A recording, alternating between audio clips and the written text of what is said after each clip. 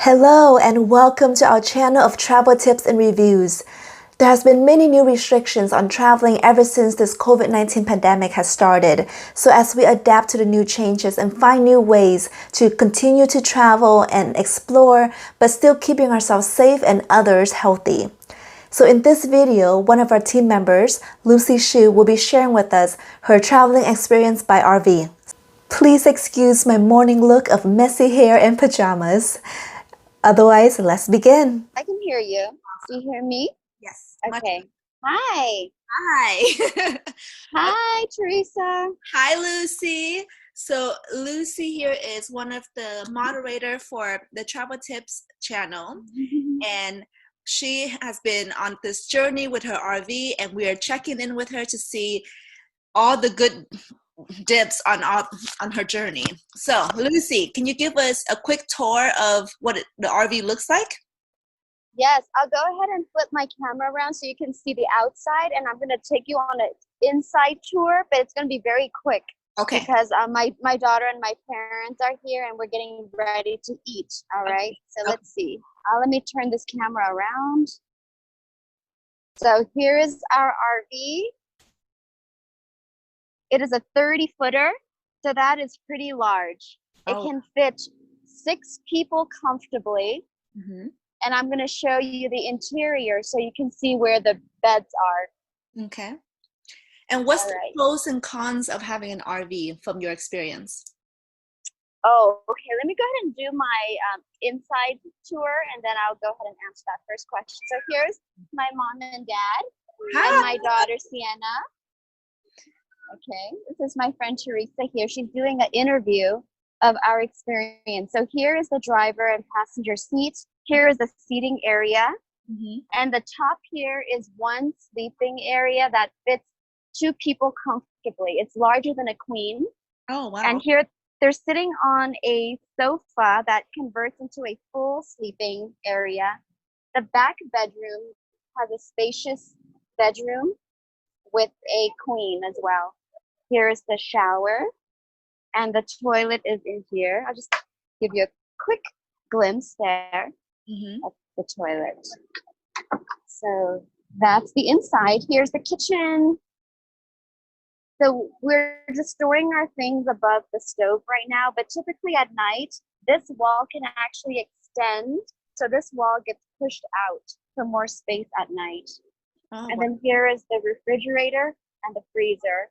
So the original owner, she actually remodeled everything. There used to be a dining set right here that she removed to put in the spacious sofa to make more space. Mm-hmm. So there you have it. So I'm going to go back to your question here. Mm-hmm. All right. So this is day 4. So I feel like by day 4, I have a pretty good idea of the pros and cons. Okay. So the pro obviously is that you're traveling with your hotel. So you don't have to pay for an additional hotel room, but it does come with other costs. In order for the gas to work and the AC at night to work, and for the showers and the gas stove to work, it needs to be hooked up. So one of the terms that you learn when you are in the RV life is the term hooking up. So that basically means you are finding a facility that has hookup to water, hookup to electricity, and that typically costs about $40 to $50 a night. Mm. So that is much cheaper than a hotel room. Mm-hmm. So $40 to $50 a night will let you stay at an RV park safely amongst other RV campers. And it's a really lovely community because most RV owners are just really adventurous, helpful people. So that is a pro, is that you're traveling in a place that you can just sleep. And if you're tired, you can just pull over and take a nap. You can turn on the generator, turn on the AC, and you can just sleep. And you basically can cook and do all the typical things that you would do at home. Now, the drawback is that everything that you have is really miniature and very inconvenient. So even the kitchen, it runs on propane, and even the water in the toilet, it's very tiny. And you have to be very watchful about your water usage and how many times you flush, because you realize everything has a capacity. So I learned that you have to really be in the mindset to conserve when you're on this vehicle.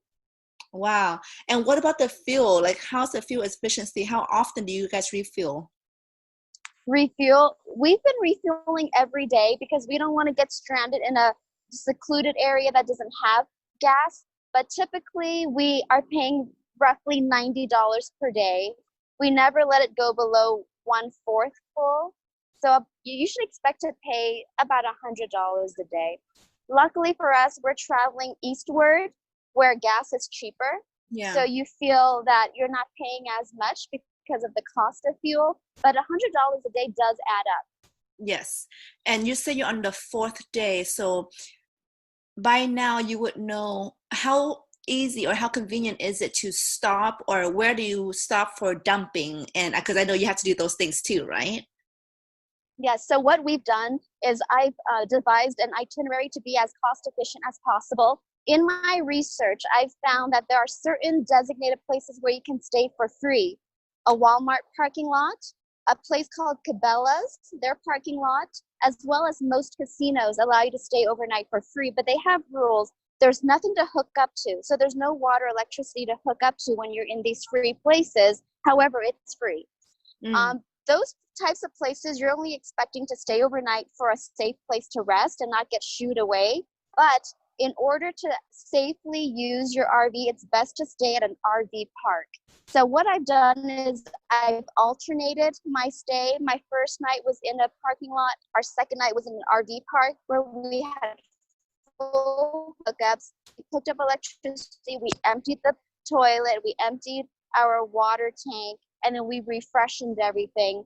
The following day, we did a Walmart parking lot. The next day, we did an RV park again, and we're following that by another Walmart stay. So just alternating it is a good idea, I think, because my husband and I, we've traveled really, we've roughed it in Africa, so we're okay with that. And we're training our daughter to be low maintenance as well. So a few nights of parking lots here and there with no hookups is okay, but I wouldn't recommend to do that long term because then you're going to run out of propane, you're going to run out of your water capacity, you're going to need a fresh shower.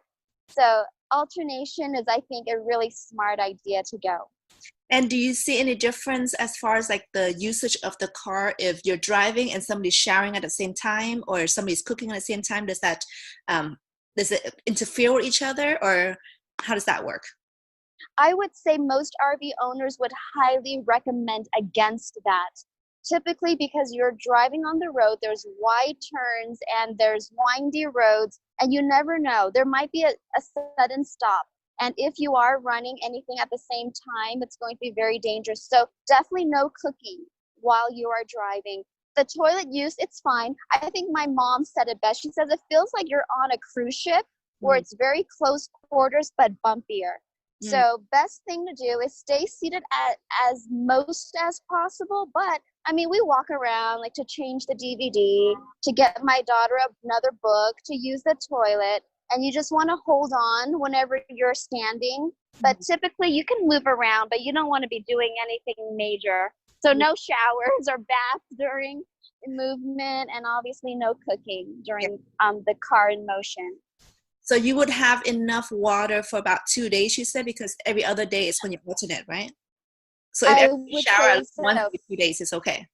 You can actually shower every night, but just keep them very short. Mm, Because just keep in mind, every RV is different. We have a RV that fits 6 people, so we have a holding tank of 55 gallons capacity. So mm. 55 gallons capacity, it does go quick. So you think, you're flushing the toilet, and then you're washing your hands, you're washing a few dishes here and there, and then so just a quick few minute shower every night is possible. Just depends on how much you're willing to conserve and how So, quick you will be. so less than 10 minutes per person. Less than 5, I would say, to Oh, be really? exact. But the nice thing is when you're at the RV park and you're hooked up to the city's water, then you can go to town. Then you can have your nice shower when you're hooked up. So any night you're hooked up at an RV park, you're hooked into the city's water supply, you can take a longer shower. Awesome. So I know you have to go. So last question, how comfortable is the bed? You know what? I'm the wrong person to ask because I can sleep on anything. I'm one of those people that my husband will laugh. I've slept through a fire alarm, and I've traveled to 170 countries, and I've slept in airports, on the train, on I don't even know what. I don't think the viewers here want to know where I've slept before. So I sleep like a dream. I sleep like a baby anywhere. I think it's comfortable, but if you ask my dad, I think they've been sleeping on the bed above the driver area, and they've been sleeping fine. My husband and we've been sleeping okay. I think the fold-out couch is probably the least comfortable, but I would say probably moderately comfortable. Moderate. Moderate. Okay. Sorry. Last question. What's the cost? What can people Ooh, expect to pay if they rent an RV for about a week? it depends on the size of the RV. So I am renting an older one, so it's probably the cheapest. It's a 10-year-old RV. The newer, the more modern, the more expensive you're going to be paying. So you have to keep in mind, the more you drive, the more the cost adds up, because most RV owners that are renting out to you, they charge by the mile that you're driving. So I'll quickly do a rundown. The usage of the RV, it's about $150 a night. Then there's gas, which is $100 a day roughly. And then there is the mileage. So my trip, I'm driving, let's say 3,000 miles. I haven't completed my trip, but I'm going to say 3,000 miles. So 3,000 miles, they're going to give me 700 miles grace. I don't have to pay for that. But every additional mile, I'm paying 35 cents per mile. Okay. So when I add all that up, my entire trip for a week, going from San Jose, California, all the way to South Dakota, where Mount Rushmore is, and back, that round trip, it's going to cost me about $3,000. With 6 adults, it's going to be about $500 an adult, which is not bad if you split it up. Yeah, that's pretty good. Mm-hmm. Okay, so yes. I'll let you go eat with your family. Thank you so much. All right. I hope that was informative. I will take follow-up questions. I'm just going to walk over to the restaurant now to get my buffalo burger. Nice. That's what you got to eat when you're out here, buffalo. Okay? There you go. Thank you, Lindsay. Thank you, Teresa. Thank you, viewers. Okay, bye. Bye.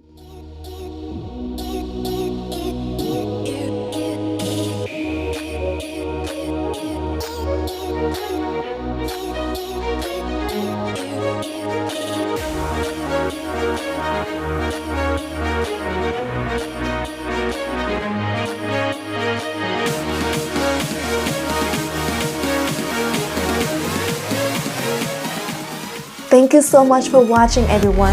I hope the video was informative, and if you have any questions, please let me know in the comments below, or if you have traveled by RV before, I would love to hear your experience as well. Don't forget to like, share, and subscribe this channel to see more videos like this. Until next time, my name is Teresa. May your travel enrich your life, and may your life enrich others. Bye!